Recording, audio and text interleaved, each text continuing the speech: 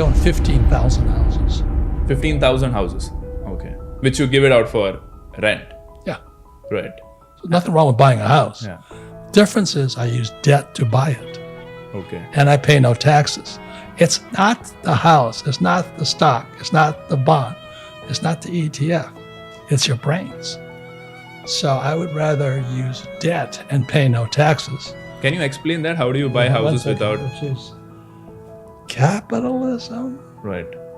We use debt and we pay no taxes. That's what I teach. So can you explain the mechanics of that in simple words for the audience? Like how do you... In 1971, this became debt. Okay. The only way it's created is somebody has to borrow money.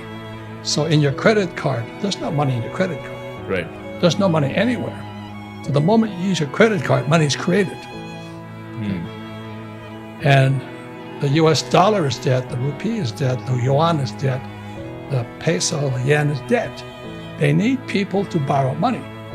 So when I go to a bank and I say I want to borrow $20 million, I get huge tax breaks because I'm creating money.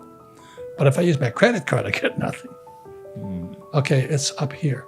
Your greatest assets between this year and this year, this year. So that's why I have the cash flow board game. There's not too many here. The board game was designed to teach you to think like a capitalist. Cash flow. Okay. And so I wrote a book, Rich Dad, Poor Dad, same thing. It's all about accounting.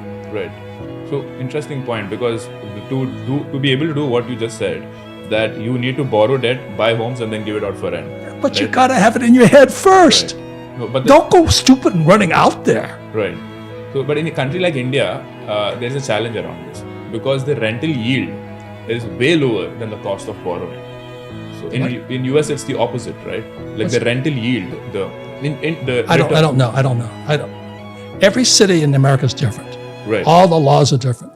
So the first thing I would do is I'd come here, I'd hire an accountant and an attorney. Okay. And then I would evaluate your markets. Right. And then I would buy or not buy. Right. Like I don't own any property in California. Right. Because it's a communist state.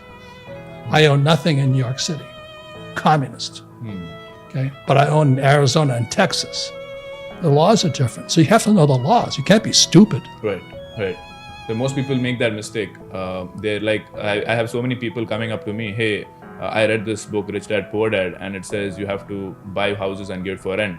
But in India, I didn't say that. I said your house is not an asset. Right, house is not an asset. Yeah. And when you miss, it's called financial literacy. Right.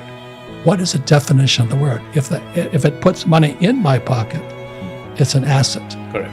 If my house is taking money from my pocket, it's a liability. Yes. Has nothing to do with real estate. Right.